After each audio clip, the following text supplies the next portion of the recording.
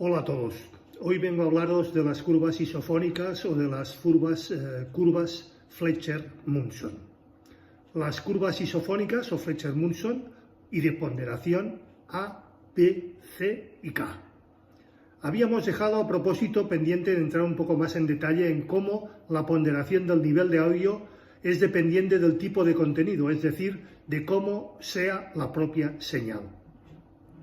No se perciben igual de fuertes señales del mismo nivel de energía, pero que ocupen diferentes frecuencias, que tengan diferente reparto de la energía por las distintas zonas del espectro.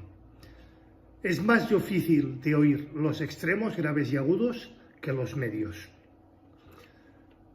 Nos generan una sensación de menor intensidad, aunque se trate del mismo nivel sonoro de presión sonora en SPLs.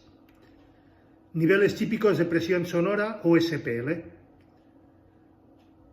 Y es que el nivel de presión sonora SPL mide realmente una característica física, no el cómo sentimos, a pesar de que muchas figuras y textos leídos superficialmente puedan llevarnos a pensar otra cosa. El nivel 0 SPL corresponde a la presión sonora de aproximadamente 0,0002 pascals. Repito, 0,00002 pascals es el nivel sonoro SPL de 0 dB, que se suele considerar el umbral de audio, pero que solo es para señales que no residan en los extremos de audio, sino en las octavas centrales. Concretamente, el 0 dB SPL es el umbral a 1 kilociclo.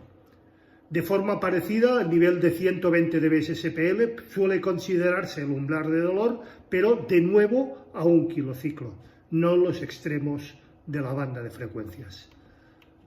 Los muchísimos gráficos y tablas que asocian a nivel SPL en algún evento sonoro de la vida cotidiana contribuyen a extender ese mito de que el SPL se mide de una forma muy paralela a cómo oímos, y eso no es así. Mide en el fondo la presión sonora en el aire, no muestra la forma de sentir esa presión. Este carácter solo aproximado no resta utilidad a que tengamos en la memoria alguna correspondencia con este tipo de valores SPL, aunque sí relativa a su valor. De hecho, no suenan igual de fuertes todos los camiones ni todos los aviones. Habría que considerar también a qué distancia estamos de esas fuentes y muchísimos otros considerandos. Está claro que esos gráficos son referencia meramente ilustrativa. Además, y eso es lo que nos vamos a ocupar hoy, como función de la propia estructura de la señal se afecta a nivel percibido. Enmascaramiento temporal, viva la novedad. Por empezar con algo que no está en el título de hoy, un ejemplo claro de la dependencia de la escucha con la propia señal son los fenómenos de enmascaramiento temporal. Algo verdaderamente importante. Lo que escuchamos viene influenciado por lo que hemos escuchado inmediatamente antes. Fenómenos que por otra parte son comunes al resto de los sentidos, al oído, al olfato, al tacto, a la vista. El mal olor, por ejemplo, de una cloaca lo es menos si llevamos en ese ambiente unos minutos, no acomodándonos a lo que nos ofrece el entorno y pierde protagonismo en nuestra percepción para dejar un hueco a recibir nuevos estímulos que quizá apunten a la llegada de algún nuevo peligro. De forma parecida, un sonido estático que se mantiene a lo largo del tiempo puede ser molesto, pero muchas veces acaba pudiendo ser obviado por nuestro sentido. Un ruido estático es menos notorio que un ruido variante que está constantemente reclamando atención sobre su evolución, hasta el punto de aparentar un nivel menor. Y no es igual de molesto ese sonido estático si se trata de un ruido blanco, muchas veces admisible al menos a bajo nivel, o si es una interferencia tonal o una señal cíclica, bastante incordiante, aunque haya presencia de otras señales mucho más fuertes. Pero como fenómenos de enmascaramiento también nos podemos referir a otros que actúan en sentido contrario, que en lugar de apoyar lo novedoso, parecen dispuestos a tapar la novedad. Por ejemplo, la presencia de un sonido fuerte puede parecer menos audible que los sonidos débiles que vienen inmediatamente detrás, siempre y cuando no sean sonidos muy diferentes, sino que ofrezcan una configuración espectral parecida, una forma de onda, novedad denominada por su apreciación o por su percepción. Una de las razones es que la forma de poder de atender nuestro oído al enorme rango de unos 120 dB aproximadamente, que separa los oídos más débiles de los más fuertes, pasa por contar con mecanismos que endurecen la audición ante grandes presiones. La cadena de huesecillos de nuestros oídos en un ambiente sonoro tranquilo está relajada y es muy sensible, y en cierta manera previene con la llegada de niveles fuertes y dificulta la transición para protegerse. En una escala de tiempo mayor, también cuando pasamos un largo rato en un ambiente de fuerte depresión sonora, como en una actuación de rock o en una discoteca, la capacidad de escuchar se queda trastornada y tarda en recuperarse a su sensibilidad normal. Pero en esos factores de enmascaramiento, especialmente cuando se trata de escalas temporales cortas, hay mucha intervención también de cómo el cerebro interpreta los estímulos que el oído le envía. Por ejemplo, un sonido fuerte tras un débil puede parecer más corto que el primero, pero hay un sinfín de ilusiones sonoras, como veremos en otros posts, que este tipo nos habla del papel esencial en la parte interpretativa cerebral en nuestra audición. Más allá de juegos de laboratorio con señales muy típicas que provocan esas ilusiones sonoras, lo más normal es que un enmascaramiento suceda de forma que lo pasado puede enmascarar lo futuro y que solo en mucho menor medida al revés. Es decir, lo futuro puede enmascarar a lo pasado. Por ejemplo, estamos acostumbrados a oír sonidos en entornos que reverberan en mucha menor o menor medida, por tanto que las colas en las que el sonido se amortigua a la par que produce un rango separado y que no nos llamará la atención. Pero cuando el fenómeno tipo preeco resulta ser una comparación muy llamativa capaz de alterar el carácter y la nitidez de la señal, mucho más allá que un post-eco. Lo mencionado ahora porque más adelante tendremos ocasión de ver que hay un sistema que al tratar señales acaban generando alguna onda o alguna dosis de preeco. No ahondaremos más sobre estas cuestiones de enmascaramiento temporal, porque nuestro interés principal hoy está en presentar cómo percibimos la sonoridad en función de la frecuencia, algo estudiado hace ya larguísimo tiempo por Fletcher y Munson. Curvas isofónicas de Fletcher-Munson. Fletcher y Munson estudiaron estadísticamente cómo oímos a diferentes frecuencias a base de anotar las respuestas de un amplio grupo de personas ante señales de pruebas. Es muy difícil apreciar que oír dos tonos diferentes con el mismo nivel SPL, como por ejemplo 200 y 1600 Hz. Produce una sensación de un nivel percibido muy diferente. Mucho mayor es el nivel de 1600 Hz que los de 100. Tuvieron la idea de crear una gráfica de igual sonoridad, curvas isofónicas, para diferentes niveles, desde muy cercanos al umbral de audición a otros ya realmente fuertes. Cada curva representa el nivel de presión sonora SPL que hay que producir a cada frecuencia para conseguir la misma sensación que la que se tiene en un determinado nivel a 1000 Ks, o a 100 Ks, a 1000 Ks, Tomando como referencia el recorrido de los umbrales de audición y de dolor a 1 K, es decir, de 0 a 120 dB SPL, crearon unas curvas de cada sonoridad a igual o a un tono superior a 1 kHz a niveles de 0, 10, 20, 30, etc. dB SPL. Las curvas provienen de promediar la respuesta del test a un amplio grupo de personas, no a una sola persona, sino a un grupo muy amplio de personas. Promediaron y crearon esas curvas isofónicas de niveles a cada frecuencia y a cada nivel SPL. Las curvas de Fletcher-Munson son un clásico y aunque estudios más recientes revelan algunas pequeñas diferencias, las tendencias que marcan siguen siendo válidas. Así que centrémonos en entender ¿Qué información útil nos proporcionan estas? Algunas conclusiones a partir de las curvas isofónicas. Desde 1500 hasta 6000 aproximadamente tenemos mayor sensibilidad con referencia a 3000 Hz como fuente de frecuencia más sensible. Salvando esa zona, siempre es un poco más sensible por debajo de los 600 Hz y por encima de los 6000 Hz. Tenemos cada vez más dificultad en oír o en escuchar. Tenemos menor sensibilidad. En la parte más alta, más allá de los 6000 Hz, se trata principalmente de un escalón, con unos más o menos 10 dB de sensibilidad a partir de los 1000 Hz y acompañado del efecto de separación progresiva en la escucha de los muy agudos, es decir, a partir de los 15.000 Hz en adelante y con una severa caída. Pero globalmente el recorrido dinámico, salvo en las altísimas frecuencias que ya se pierden, apenas se ha reducido, siendo de unos 110 dB en lugar de 120 dB.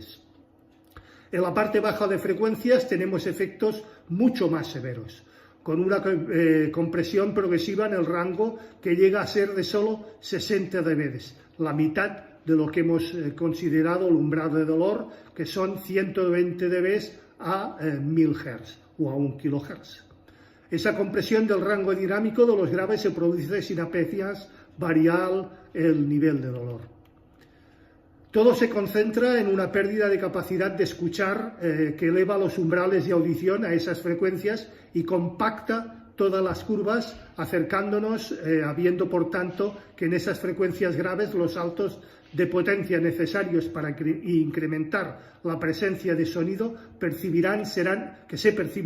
serán menores de lo que cabría esperar. Hablo de los saltos porque los niveles absolutos siempre son mucho mayores.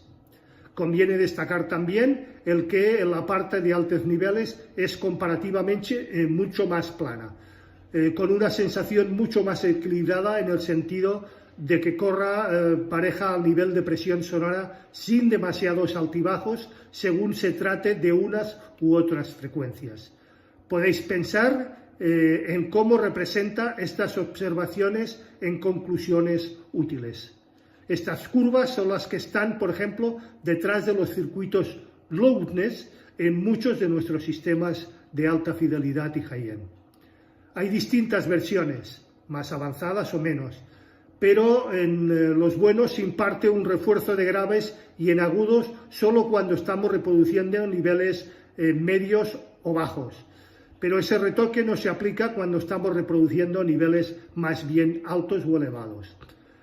Eso facilita la escucha equilibrada y a cualquier nivel y nos permite escuchar mejor sin necesidad de tener que subir el volumen para oír los graves y los agudos.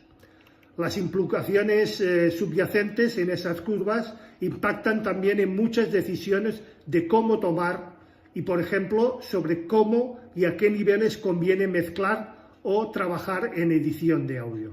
Mezclando niveles más bajos en los que se vayan a ser los niveles de escucha que usen los destinatarios finales, percibiremos reforzados los medios, tendremos mayor sensibilidad en esa zona.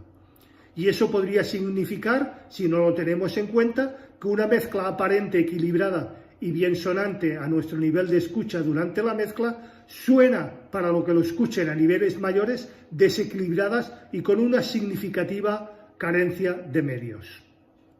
No creo que nadie, tampoco yo, es consciente de usar esos casos slowness a lo que antes se refería porque es una escucha más que engañosa.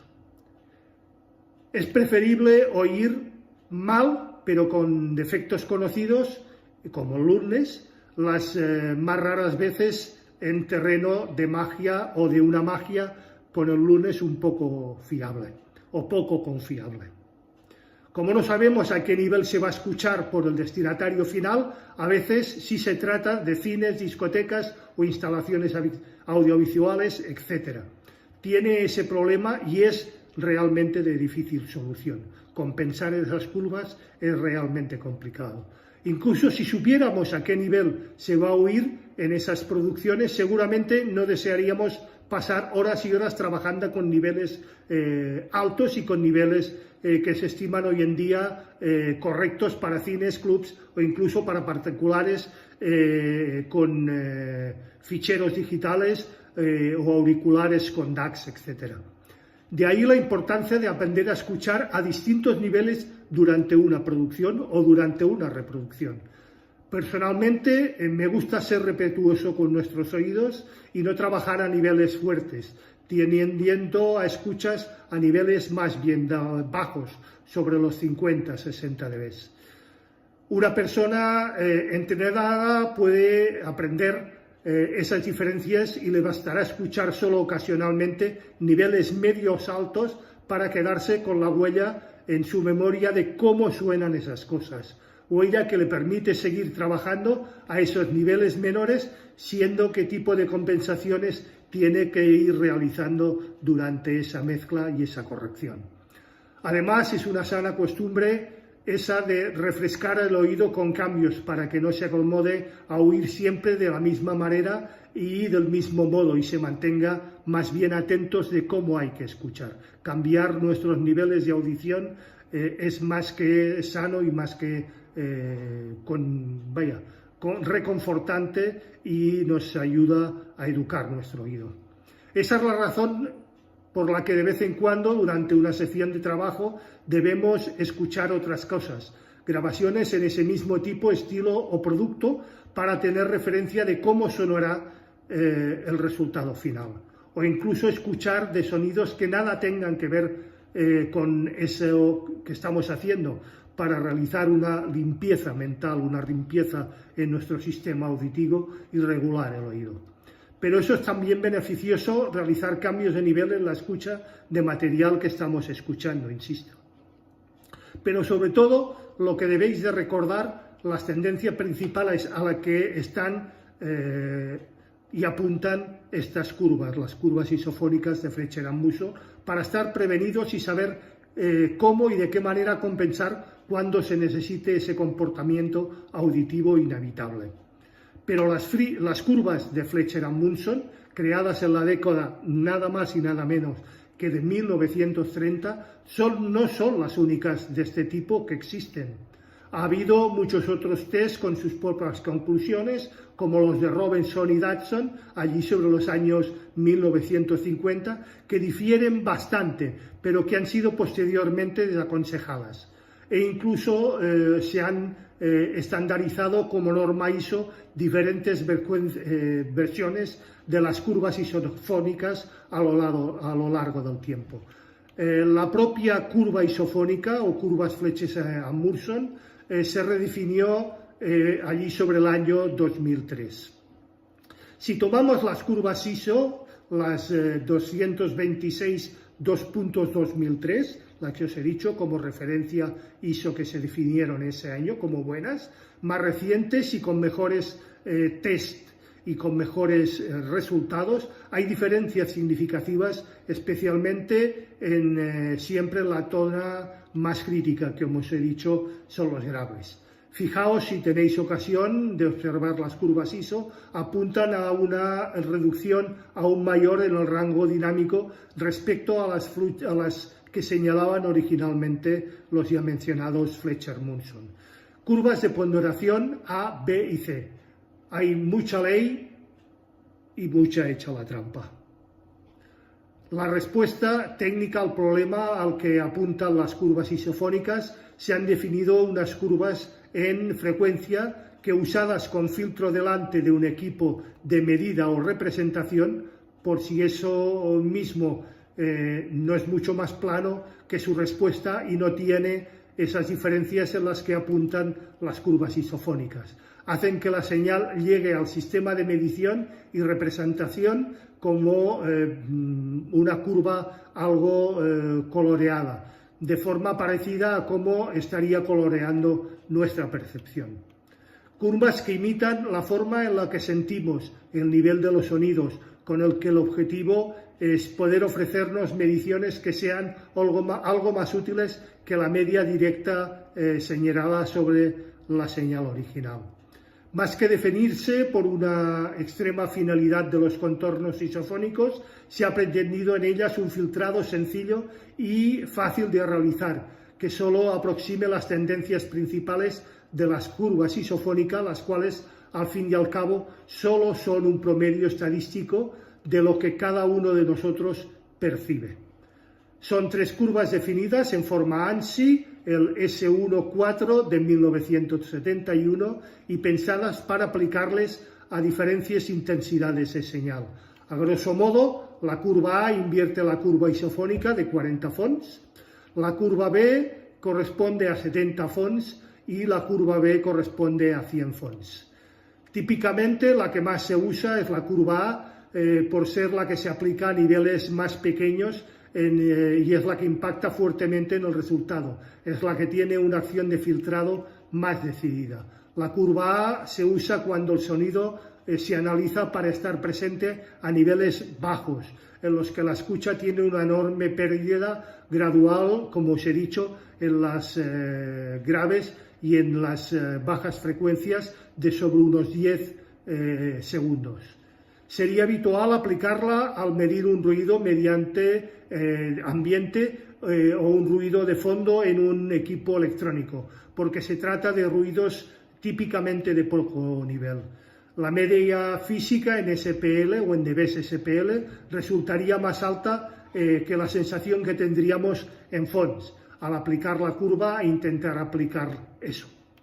La curva B se aplica al estudiar señales que tienen niveles medios y es habitual para medir contenidos musicales, por ejemplo, mediante el rebaje de la zona grave, pero no tampoco o tan pronunciado como la curva A. Y la curva B se aplica a señales fuertes y es más plana y es la más plana de cualquiera de las 3.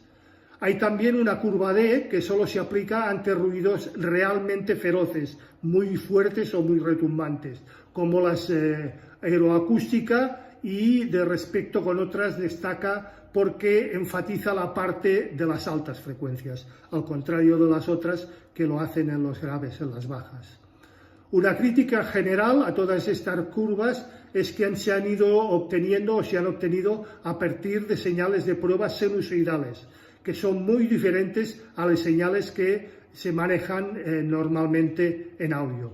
Como respuesta ha sido que otras muchas propuestas de sistemas de curvas de ponderación ISO, por ejemplo las EVOs y otras entidades. Más recientemente ha surgido también la curva K, de uso en la ITSU BS 1770 y en la EVO R128, que introduce una caída en graves mediante un filtro pasaaltos y a un refuerzo de agudes mediante un filtro de tipo escalón o Slevin.